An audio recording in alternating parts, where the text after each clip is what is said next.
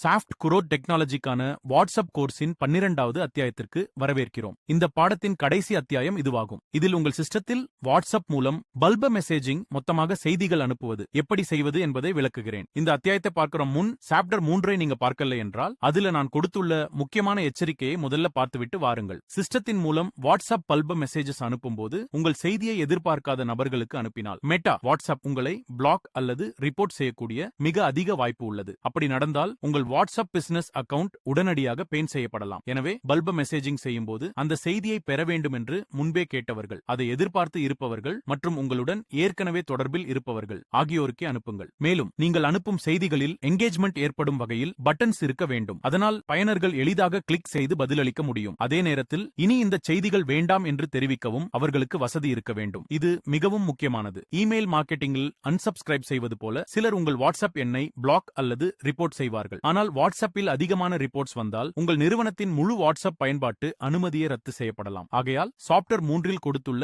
எச்சரிக்கையை மீண்டும் கவனமாக கேளுங்கள். உங்கள் டேட்டாபேஸில் உள்ளவர்களுக்கு மட்டுமே அவர்கள் உண்மையாக எதிர்பார்க்கும் தகவல்களை மட்டுமே அனுப்புங்கள். உங்கள் பிசினஸ் மேனேஜர் வெரிஃபை செய்யப்பட்டிருந்தால் முதல் நாளிலேயே ஒரே நேரத்தில் 1000 வாட்ஸ்அப் மெசேஜஸ் அனுப்பும் வசதி கிடைக்கும். ஆனால் இதை தவறாக பயன்படுத்தி உங்களை அறியாதவர்களுக்கு 1000 மெசேஜஸ் அனுப்பினால் உடனடியாக உங்கள் அக்கவுண்ட் பிளாக் ஆகும் வாய்ப்பு அதிகம். எனவே செய்திகளை பெற சம்மதம் தெரிவித்தவர்களுக்கே அனுப்புங்கள். தொடர்ந்து ஒரே மாதிரியான மதிப்புள்ள தகவல்களை வழங்குங்கள். பயனர்கள் பதிலளிக்க பட்டன்ஸ் வழங்குங்கள். விருப்பமில்லாதவர்கள் எளிதாக ஆப்ட் அவுட் செய்யும் வசதி இருக்க வேண்டும். அவர்கள் ஆப்ட் அவுட் பண்ணதால் ஆட்டோமேஷன் மூலம் அவர்களை அடுத்த பல்ப கேம்பெயின்களிலிருந்து நீக்குங்கள். இப்போ மேற்கண்ட அனைத்தையும் சரியாக பின்பற்றுகிறீர்கள் என்று வைத்துக் கொள்வோம். அப்பட பல்க் வாட்ஸ்அப் மெசேஜிங் செய்வது எப்படி என்பதை பார்க்கலாம். உங்கள் சிஸ்டமில் உள்ள கான்டாக்ட் செக்ஷனுக்கு செல்லுங்கள். நான் காட்டும் அக்கவுண்ட் ஒரு டெமோ அக்கவுண்ட் ஆகும். எனவே அதில் வாட்ஸ்அப் நம்பர் இணைக்கப்படாததால் சில எரர் மெசேஜஸ் தோன்றலாம். எந்த தனிப்பட்ட தகவலும் வெளியிடப்படாதபடி இதை பயன்படுத்துகிறேன். கான்டாக்ட்ஸ் பேஜில் மேலே உள்ள டூல் பார் இல் தற்போது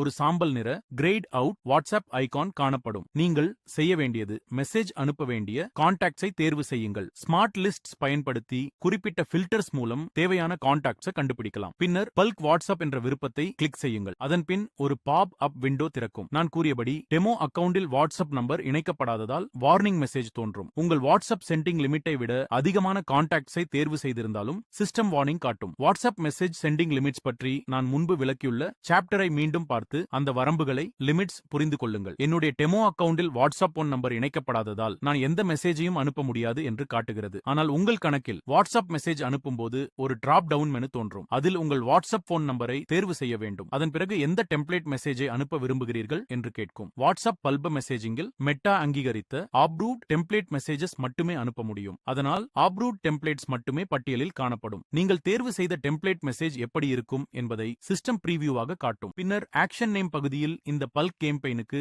ஒரு பெயர் கொடுக்க வேண்டும். உதாரணமாக கம்யூனிட்டி மெசேஜ் ஜூலை என்று பெயரிடலாம். மேலும் வாட்ஸ்அப் மெசேஜ் அனுப்ப முடியாத பட்சத்தில் SMS-க்கு மாறும். ஃபால்பேக் டு SMS விருப்பத்தையும் தேர்வு செய்யலாம். அப்போது SMS எப்படி தோன்றும் என்பதையும் SMS அனுப்புவதற்கான சுமார் செலவு என்ன என்பதையும் சிஸ்டம் காட்டும். இந்த அனைத்து அமைப்புகளையும் முடித்த பிறகு கீழே உள்ள கன்ஃபார்ம் பட்டனை அழுத்தினால் உங்கள் பல்ப வாட்ஸ்அப் கேம்பெயின் அனுப்ப தொடங்கும். பல்ப ஆக்ஷன் ஸ்டேட்டஸ் பார்ப்பது மெசேஜ் அனுப்பப்பட்ட பிறகு அதன் நிலையை ஸ்டேட்டஸ் பார்க்கலாம். பல்ப் ஆக்ஷன் எவ்வளவு முன்னேறியுள்ளது என்பதை கண்காணிக்க முடியும். மேலும் மேலே உள்ள பல்ப் ஆக்ஷன் செக்ஷனுக்கு சென்று அனைத்து பல்க் கேம்பெயின்களையும் பார்க்கலாம். அங்கு எந்த தேதியில் மெசேஜஸ் அனுப்பப்பட்டன என்பதை ஃபில்டர் செய்யலாம். எந்த ஆக்ஷன் டைப் என்பதை ஃபில்டர் செய்யலாம். வாட்ஸ்அப் கேம்பெயின்களை மட்டும் பார்க்க விரும்பினால் வாட்ஸ்அப் ஐ தேர்வு செய்யலாம். அப்போது அனுப்பப்பட்ட அனைத்து வாட்ஸ்அப் பல்ப கேம்பெயின்களும் பட்டியலாக காணப்படும். கேம்பெயின் ஸ்டாட்டிகஸ் ஆக்ஷன் லேபிள் என்பது கேம்பெயின் உருவாக்கும் போது நீங்கள் கொடுத்த பெயராகும். அதன் ஸ்டாட்டிஸ்டிக்ஸ் புள்ளி விவரங்கள் பார்க்கும் வசதியும் இருக்கும். அதை கிளிக் செய்தால் எத்தனை மெசேஜஸ் அனுப்பப்பட்டன,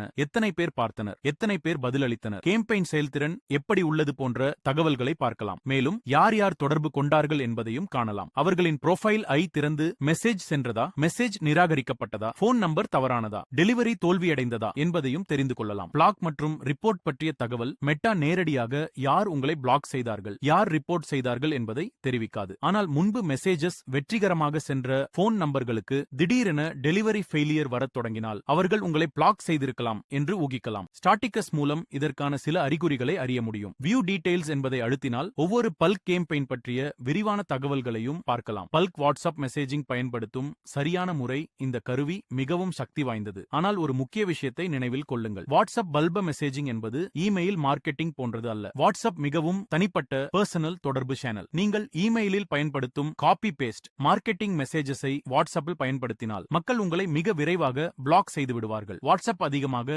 இன்டராக்ஷன் மற்றும் கான்வர்சேஷனுக்கு வடிவமைக்கப்பட்டுள்ளது. எனவே பல்க் மெசேஜஸ் அனுப்பும்போது வெயிட்டிங் லிஸ்டில் பதிவு செய்தவர்களுக்கு, பிரையாரிட்டி ஆக்சஸ் கேட்டவர்களுக்கு, டிஸ்கவுண்ட் கோட்ஸ் பெற ஆப்ட் இன் செய்தவர்களுக்கு, உங்கள் தற்போதைய வாடிக்கையாளர்களுக்கு, அப்பாயின்ட்மெண்ட் ரிமைண்டர்களுக்கு, ஃபெஸ்டிவல் விஷஸ் மற்றும் ஹாலிடே நோட்டிபிகேஷன்ஸ்க்கு, கடை அல்லது நிறுவனம் சில நாட்கள் மூடப்பட இருப்பதை அறிவிப்பதற்கு போன்ற பயனுள்ள தகவல்களை அனுப்புங்கள். இவ்வாறு சரியாக பயன்படுத்தினால் வாட்ஸ்அப் பல்க் மெசேஜிங் உங்கள் வணிகத்திற்கு மிகவும் பயனுள்ள மற்றும் சக்தி வாய்ந்த தொடர்பு கருவியாக இருக்கும்.